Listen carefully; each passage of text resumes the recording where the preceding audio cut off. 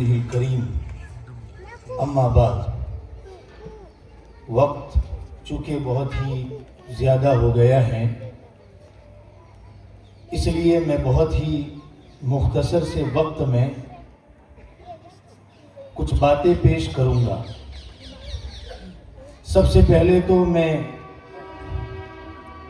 इन तमाम तलबा और तालिबात को, बॉयज़ एंड गर्ल्स को बहुत ही मुबारकबाद पेश करता हूँ। और हम सबको इन प्रोग्राम से ये समझना चाहिए कि हमारे इन बच्चों और बच्चियों में कौन कौन सी सलाहियतें छुपी हुई हैं, जिनको आम तौर से अक्सर वालिदैन समझ नहीं पाते और वो उन बच्चों से वो बड़ी उम्मीदें नहीं रखते हैं जो हर माँ बाप को अपने बच्चों से रखनी चाहिए।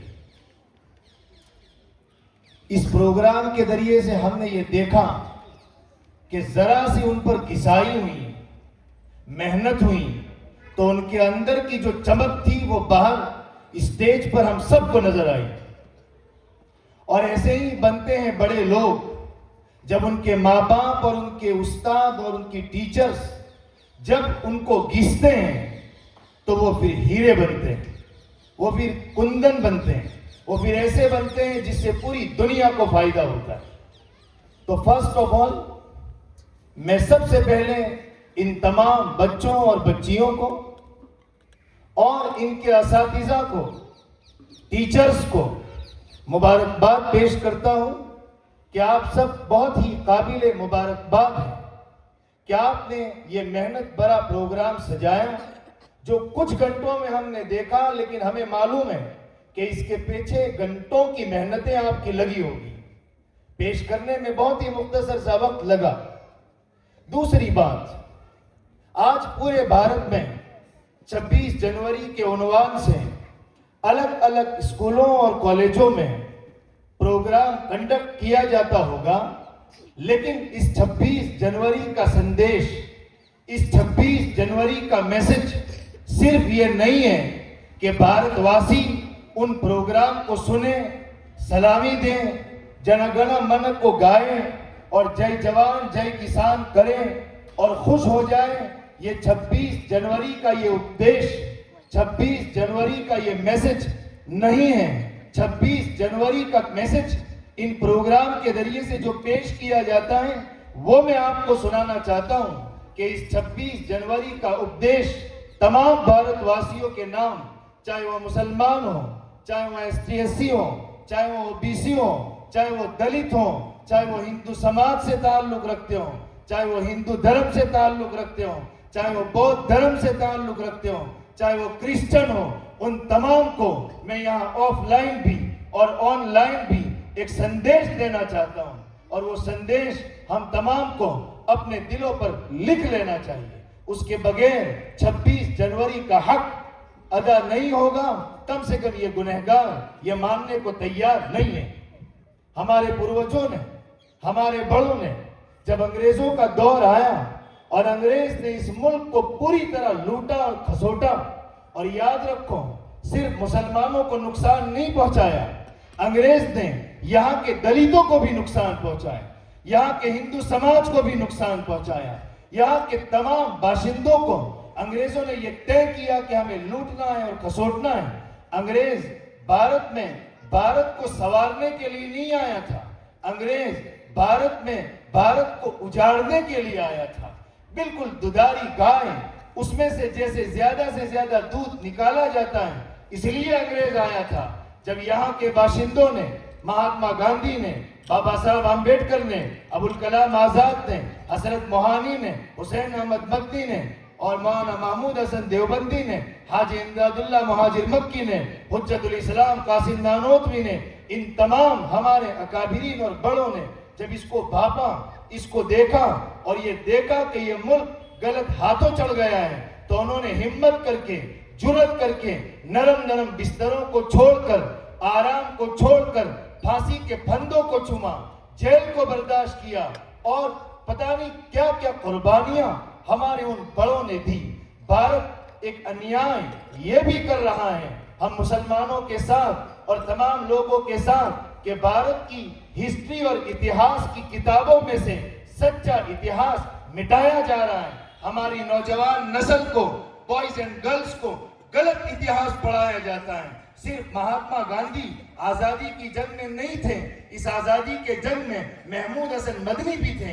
अगर स्कूलों में गांधी का नाम पढ़ाया जाता है और पढ़ाया जाना चाहिए तो मैं पूछता हूं फिर महमूद हसन देवबंदी का नाम क्यों नहीं पढ़ाया जाता, हुसैन अहमद मदनी का नाम क्यों नहीं पढ़ाया जाता। 26 जनवरी में डॉक्टर बाबा साहब आम्बेडकर को याद किया जाता है और याद किया जाना चाहिए तो मैं पूछता हूं हजरत मौलाना हसरत मोहानी को याद क्यों नहीं किया जाता। बहरहाल ये कड़वी सच्चाई है। मैं टीचर्स हजरात से ये कहूंगा कि आपकी जिम्मेदारी है कि जब आप बच्चों को इतिहास पढ़ाएं तो आप इतना न बताएं जितना किताबों में लिखा गया है। आप खुद मुताला करें, स्टडी करें, अन्याय न करें। पढ़ाने में कोई अन्याय नहीं होना चाहिए। अगर हिंदुओं ने कुछ अच्छा किया है हम उसको भी पढ़ाएं, मुसलमानों ने अच्छा किया है हम उसको भी पढ़ाएं। ये कहाँ का इंसाफ है कि मुसलमान कितना ही अच्छा करें उसको हजफ कर दिया जाए और गैर मुस्लिम कुछ भी अच्छा करें तो उसको गाया जाए। ये बहुत अजीब और गरीब एक दुख की कहानी है। मैं इस पर बात करूंगा तो शायद बहुत लंबा वक्त हो जाएगा। जब हमारे पूर्वजों ने और उनकी कुर्बानियों के नतीजे में जब ये फिजा बनने लगी कि अब ये मुल्क आजाद होगा, ये भारत को आजादी मिलेगी, तो आजादी मिलने से पहले हमारे बड़ों को जो सवाल सताता था और वाकई में वो बड़े थे जिनको सलाम करने का जी चाहता है, वो सवाल ये था कि ये भारत जहाँ अलग अलग जाति के लोग रहते हैं, अलग अलग धर्मों के लोग रहते हैं। मैंने बताया यहाँ ST/SC भी हैं। अगर ये समझता है कोई तो गलत समझता है कि भारत में सिर्फ 2 कौमें रहती है, एक हिंदू एक मुसलमान। ये हमें बताया गया है भारत में सिर्फ 2 कौमें नहीं रहती, भारत में हजारों कौमें रहती है। बुद्ध धर्म के लोग हिंदू नहीं है, ईसाई हिंदू नहीं है, जैन हिंदू नहीं है, दलित हिंदू नहीं है। उनको जबरदस्ती हिंदू बनाया गया है, उनको कॉन्स्टिट्यूशनली हिंदू डिक्लेयर किया गया है। या विभिन्न जाति के लोग रहते हैं या अलग अलग धर्मों के लोग रहते हैं। तो हमारे बड़ों को ये सवाल होने लगा कि भारत को हम चलाएंगे कैसे। मान लो भारत आजाद हो भी गया तो होगा क्या, यहाँ तो अलग अलग लोग रहते हैं। उसके लिए भारत की आजादी से 1 साल पहले 9 दिसंबर 1946 को 1946 को एक कॉन्स्टिट्यूएंट असेंबली का, एक दस्तूर साज असेंबली का इनेकाद हुआ।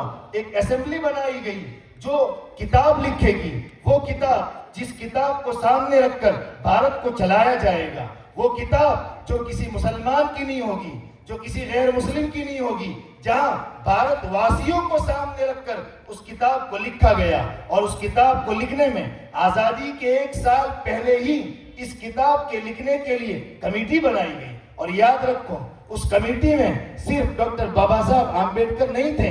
डॉक्टर बाबा साहब आम्बेडकर को हम दिल से सलाम करते हैं। वो कॉन्स्टिट्यूएंट असेंबली के, दस्तूर साज असेंबली के चेयरमैन थे।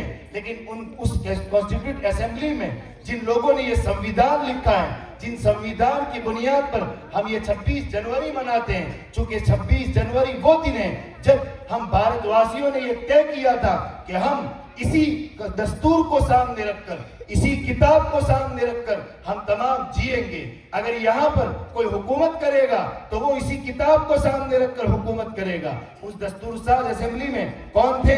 मैं मुसलमानों के नाम गिनाता हूँ जिसको तारीख से हज़फ कर दिया गया है। हजरत मौलाना अबुल कलाम आजाद उस कॉन्स्टिट्यूशन असेंबली के मेंबर थे, दस्तूर साज असेंबली के मेंबर थे। हजरत मौलाना मुख्तार अहमद अंसारी, हजरत मौलाना हसरत मोहानी, हजरत मौलाना मोहम्मद इस्माइल, ये मैं मुसलमानों के नाम गिना रहा हूँ जिन्होंने खून पसीना एक करके इस दस्तूर को लिखा है। आपको ताज्जुब होगा कि हमारी एक मुस्लिम बहन भी उस कॉन्स्टिट्यूट असेंबली में थी, शायद किसी को पता भी ना हो।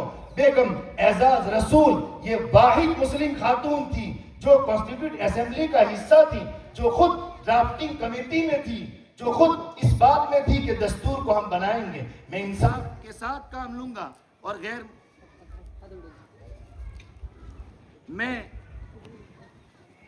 मैं गैर मुस्लिमों के भी नाम गिनाऊंगा।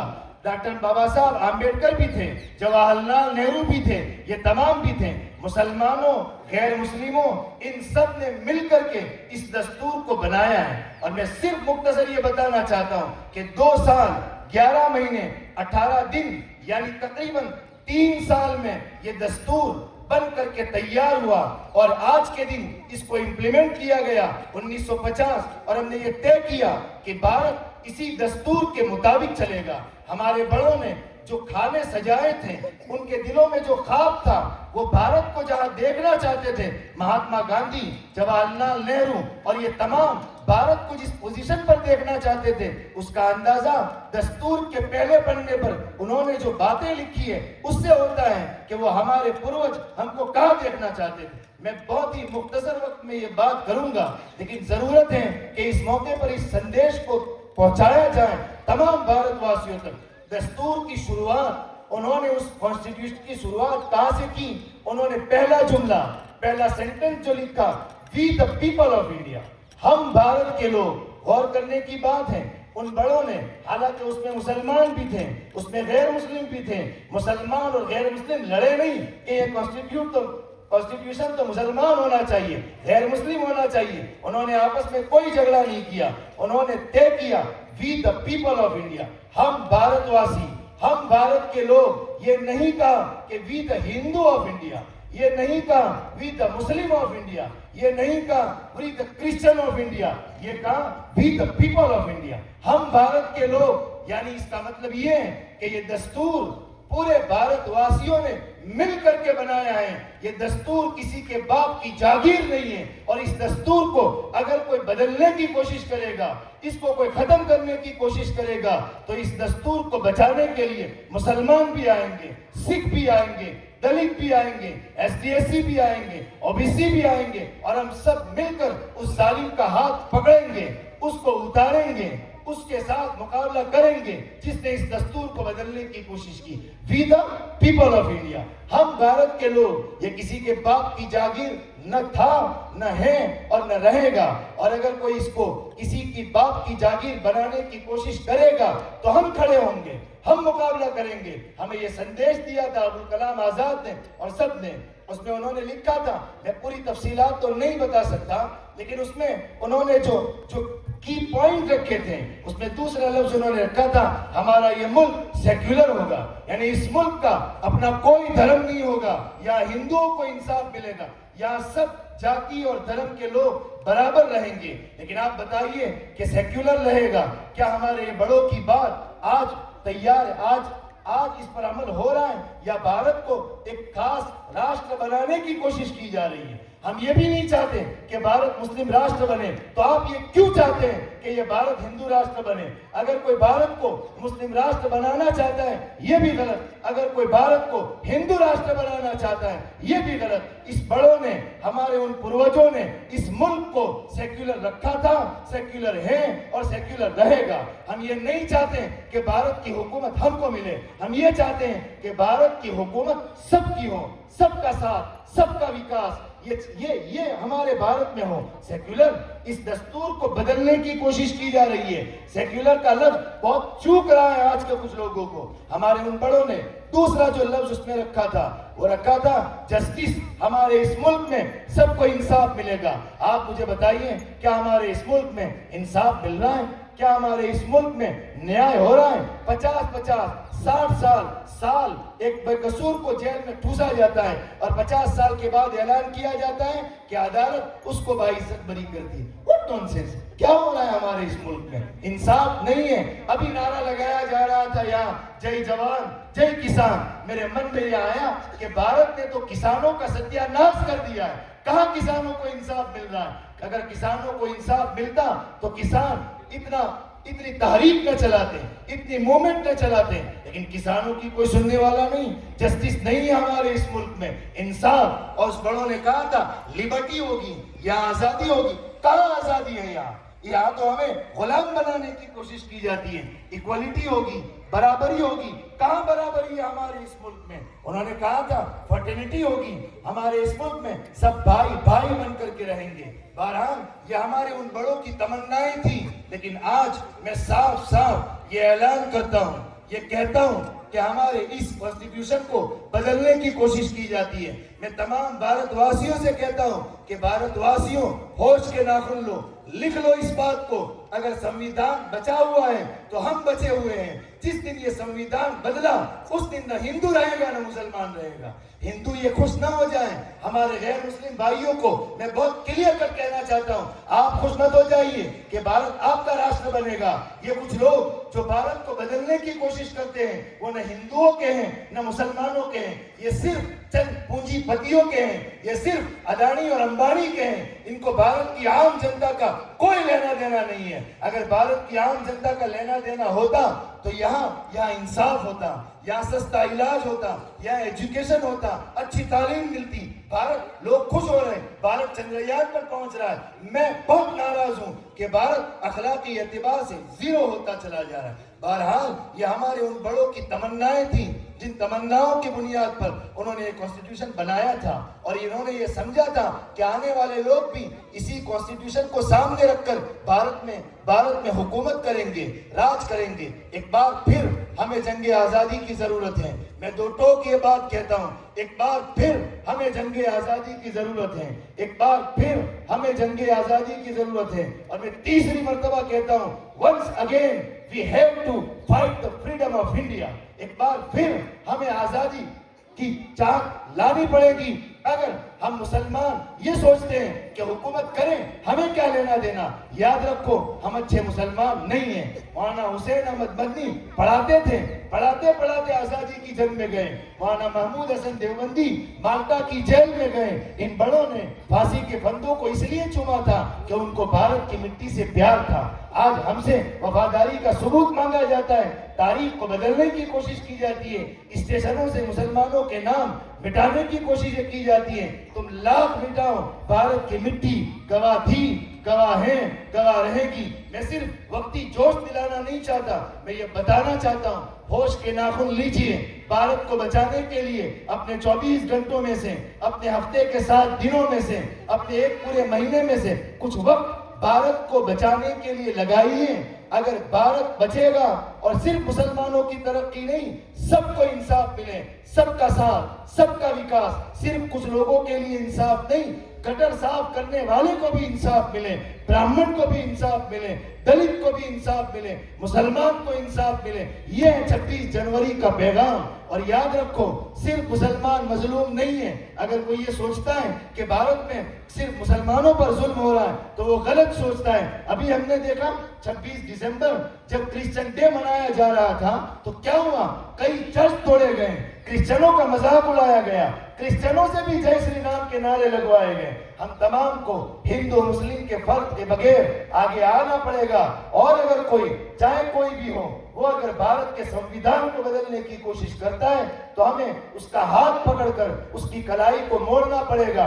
यही संदेश भारत वासियों को ये 26 जनवरी का दिन देता है। वरना याद रखो, हम अबुल कलाम आजाद को मुंह नहीं दिखा पाएंगे, हम मौलाना महमूद हसन देवबंदी को मुंह नहीं दिखा पाएंगे, हम मौलाना हुसैन अहमद मदनी को मुंह नहीं दिखा पाएंगे। उन बड़ों ने कुर्बानियां इसलिए दी थी, इस बाग को इसलिए सजाया था। हमारी अपनी जिम्मेदारी है, हम इस बाग को उजड़ने न दें। जैसे हम अपने छोटे घर की फिक्र करते हैं, हमें इस बड़े और विशाल घर की फिक्र करनी चाहिए। और एक आखिरी संदेश मैं ये देना चाहूंगा, गैर मुस्लिमों से अपने ताल्लुकात तोड़िए मत। अगर हम ये समझते हैं कि गैर मुस्लिमों से रिश्ता खत्म करो तो ये अन्याय है। हमें गैर मुस्लिमों से मोहब्बत से मिलना है, उनके पास जाना है, उनके घरों में जाना है, उनको हमारे यहाँ बुलाएं, हम उनके यहाँ जाएं और सब मिलकर के रहें और नफरतों के माहौल को खत्म करें, अन्याय के माहौल को खत्म करें। सेवाओं का मिजाज, सेवाओं की भावना, प्रेम की भावना अपने मन में उजागर करें और फैल जाइए भारत में।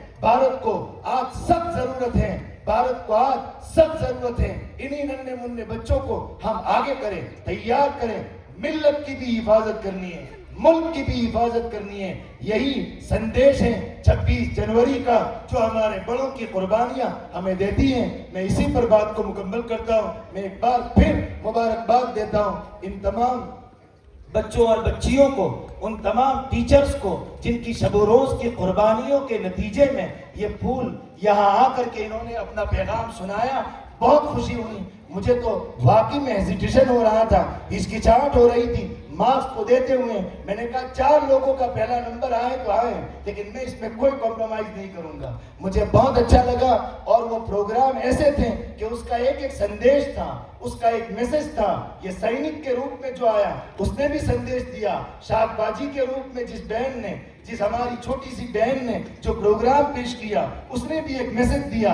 जो ऑनलाइन एजुकेशनल सिस्टम के जो नेगेटिव इंपैक्ट लोगों पर पड़ रहे हैं उसका जो संदेश था वो भी वंडरफुल था। बहरहाल आई अप्रिशिएट एवरी ओकेजन। मैं तमाम प्रोग्राम करने वालों और वालियों को दिल से मुबारकबाद देता हूँ। स्कूल कमेटी को भी मैं थैंकफुल करता हूँ कि उन्होंने इस गुनहगार तरीन बंदे को कुछ टूटे फूटे अल्फाज यहाँ आकर अपने मन की बात, अपने दिल की बात रखने की तौफीक अता फरमाई।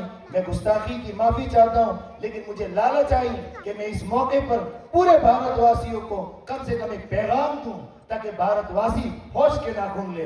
नफरतों का माहौल मिटाइए, आपस में मोहब्बतें कायम कीजिए, हिंदू मुसलमान का फर्क मिटाइए। आप मुसलमान हैं, यकीनन हमें मुसलमान ही रहना चाहिए।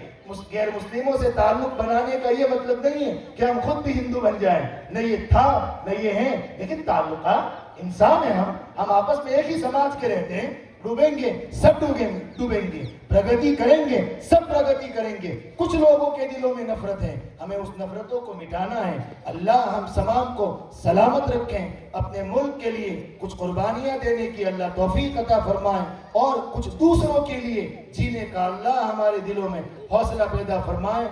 बहुत बहुत शुक्रिया। एक बार फिर मैं गुस्ताखी की माफी चाहता हूँ। आप काफी घंटों से यहाँ बैठे हैं, लेकिन ये पैगाम जरूरी था, इसलिए इस गुनहगार ने इतनी तवील गुफ्तगू की। बहुत बहुत शुक्रिया। जज़ाकुमुल्लाह व बारक फीकुम।